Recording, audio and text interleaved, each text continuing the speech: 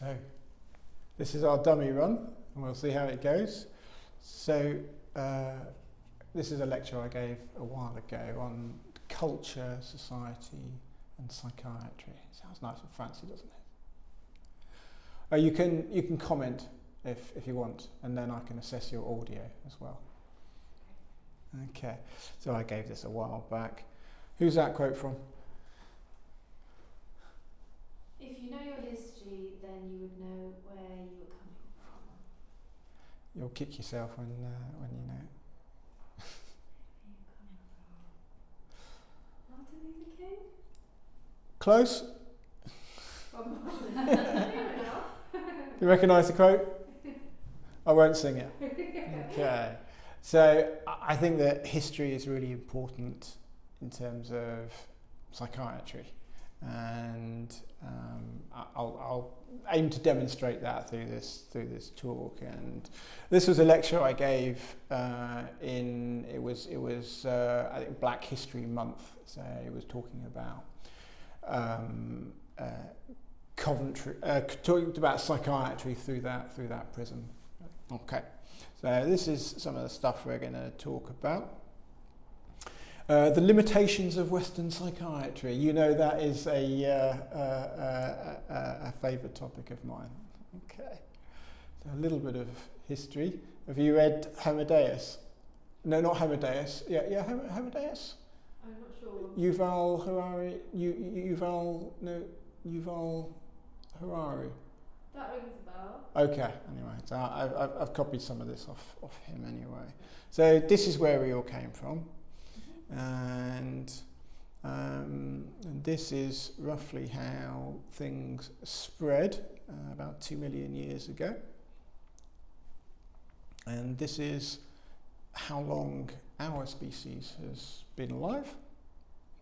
And more up to date, it was in the late 50s and 60s that there was significant migration into this country, and we'll talk about the quite, and talk about the significance of that on the relationship between migration and psychiatry.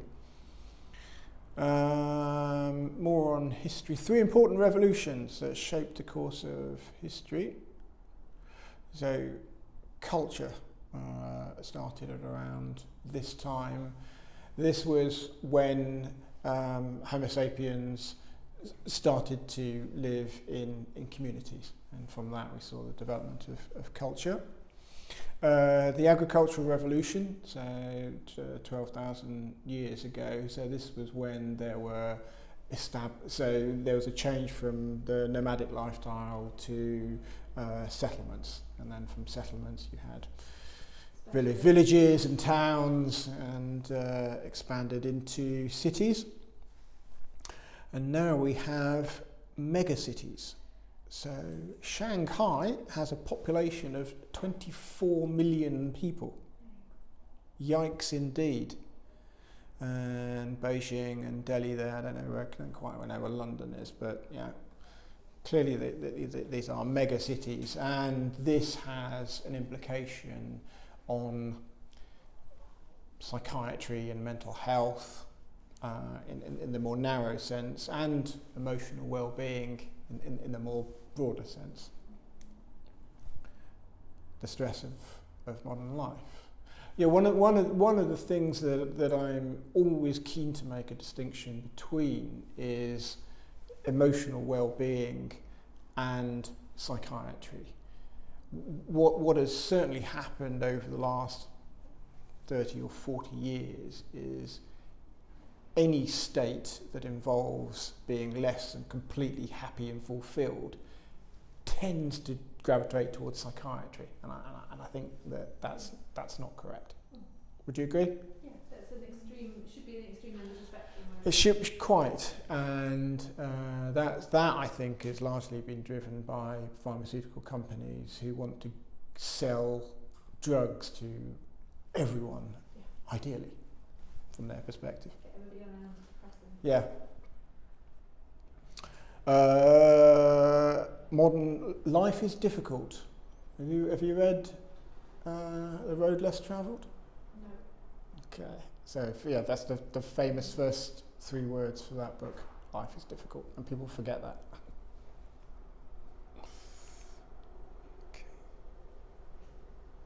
Okay. This is, so I mentioned 3 critical periods. So the scientific revolution.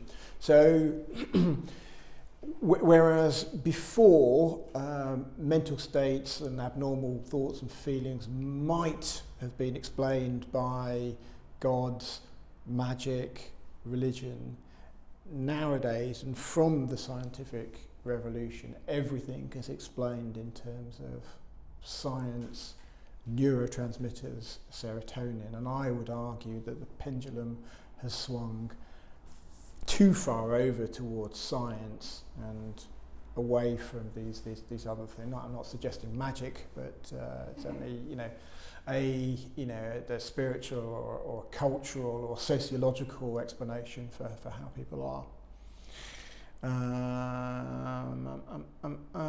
Yeah, that's kind of what we talked about. Yeah, so this is the Renaissance. Was in this period in Europe.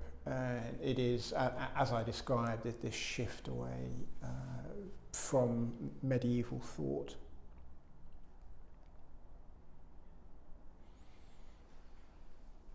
So because this was Black History Month, I was keen to put in some look at things from a global perspective.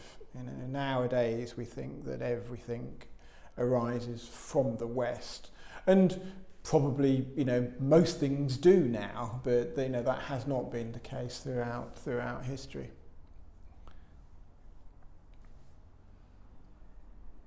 Some more global influences. Okay. So coming up to psychiatry, first of all, what is it? And this is a definition of it from healing of the soul or mind, if you look at a Greek origin.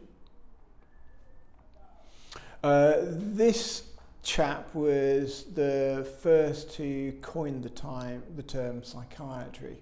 And I don't know what the next. Yeah, here we go. So at the time there was only medicine and surgery, and he argued that there should be specialists in psychiatry who dealt with patients with emotional and psychiatric illnesses, and something that I would agree with. Because he suggested that the brain is by far the most complex organ, he argued that it could only be the very best doctors and physicians who would be able to become psychiatrists. Evidently. And in the modern NHS, it is only the best and the brightest nurses that can be psychiatric nurses. Okay, so this is how it used to be. It used to be a division between psychosis and neurosis. So in any specialty, you must have a system of classification, and in medicine, the classification systems are all derived through the pathophysiology. But in psychiatry, since we don't have a good understanding of the pathophysiology, we can't use that as a classification system. Now, up until about the 1980s, it was largely a division between psychoses and neuroses. And I can't remember what the next slide is. Here we go. So the DSM-1 and 2 were just used for record keeping and not treatment planning, and there was a huge change in the DSM-3, where they classified. It was a huge piece of work that took about 10 years, and there were over 300 psychiatric diagnoses listed. There are arguments for and against this form of classification.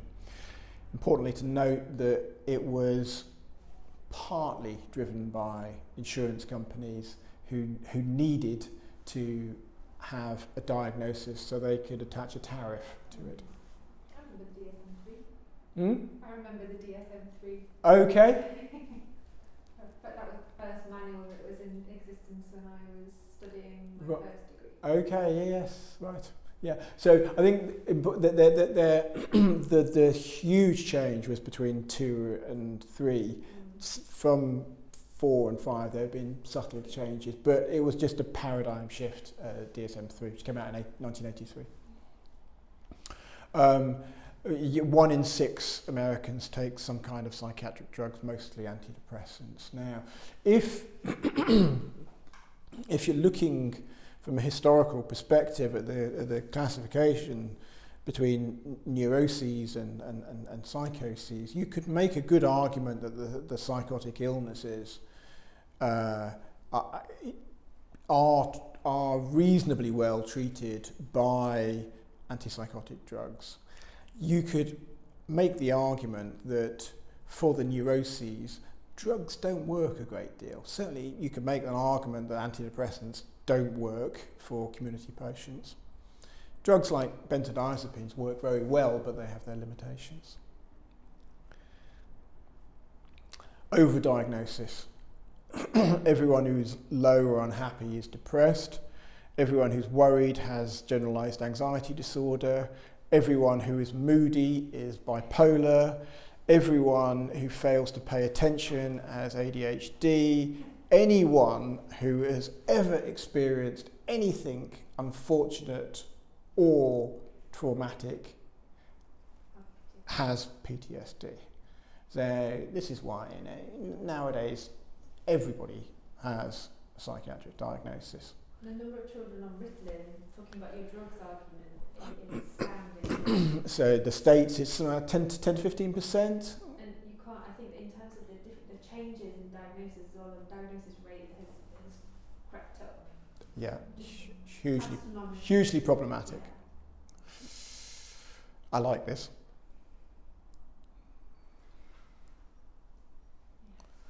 So nowadays, we end up treating the diagnostic label, and you forget to, very commonly in outpatient psychiatry clinics, patients will receive the DSM-3, DSM-5 checklist of symptoms. They'll ask about that, but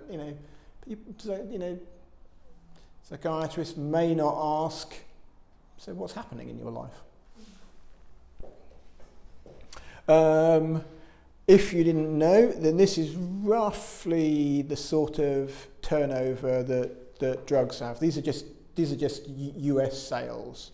So if you look at Abilify, an antipsychotic, 5 billion a year sales. So this is a huge industry. Do you think there's a tendency in psychiatry towards getting a diagnosis rapidly or adding a label because of the diagnostic uncertainty of the pathophysiology? Is there a temptation to try and classify somebody's anguish, mental anguish, because we don't necessarily understand? No, I don't understand. I agree there is a rush to overdiagnosis. I don't think that the limited understanding of the pathophysiology is the driver for that. And the ambiguity of, because mental illness has because it's quite individualistic, isn't it, in terms of presentation, and somebody will present their anguish in a different manner to somebody else. Well, there are lots of drivers to overdiagnosis. I mean, one is the long-established classification system, which encourages labelling and diagnosis, even though many of the accepted diagnostic categories, such as generalised anxiety disorder, have been shown to have very poor validity. So, one, it's the system. Two, it's doctors who have grown up in this system and want to attach labels. I think that there aren't that many psychiatrists who would return a formulation of loneliness when that is, in a lot of cases, the most salient thing that's happening to the patient. They would not do that. They would say, well, you must have a major depressive disorder, you must have a general anxiety disorder. But then also, patients want a diagnosis. How can how can you argue with Snoopy? Yeah. And there's a rush towards therapy and psychiatry when what's often needed is friendly advice. What I like to term grandmother therapy. Sitting down and talking with somebody who has been there and done it, and who has nothing but your best interests at heart. Okay.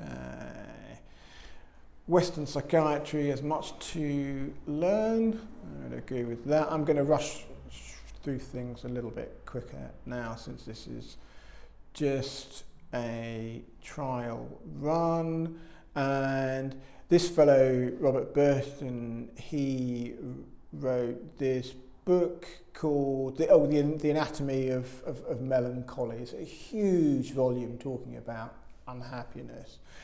And he suggested melancholy could be combated with a healthy diet, sufficient sleep, music, meaningful work, along with talking about the problem with a friend. I mean, It's what we say now, isn't it? Yes. And, when you suggest to patients that, they shouldn't be on their phone at 3 o'clock in the morning, and, they shouldn't lie in bed until midday, and, that might have something to do with why they're not feeling well. But no, they'll come back at you and say, no, doctor, it's my serotonin level, don't you know? It's the idea of a hygienic life, isn't it? That's what they were talking about. Yes. And hygiene being much broader. Yes. Meaning. Okay. So this is something that I advocate a lot. And mindfulness and meditation, there's been a lot of interest in, certainly in the last 30 years or so. Okay, we'll just skip that for the time being, and we will get on to something hugely important in Coventry. Do you know who this is? So this is Jerry Dammers, who is a genius, and he was the influence and the developer of two-tone. Cool. And two-tone started in Coventry. Not Bristol. Bristol? Two-tone did not start in Bristol. What gave you that idea? My ex was an historian who studied the race riots in Bristol, and also the co-development of two-tone and that brand of music. I think your friend is mistaken. Well, he may not have said it, maybe me misunderstanding it. Yes. And then he looked at race riots in London and Bristol. Right. And did his masters. Two-tone came out of Coventry, and you can visit so developed in Coventry, and it was an influence between the white youths and the black youths, and the mixture of ska and reggae, along with punk and new wave. So from that evolved, that gave birth to two-tone. And you can go and learn more about this at the Two-Tone Central Museum and Cafe, opened in Coventry. That could be we could have one of our supervisions there. Yeah. Okay, thank you.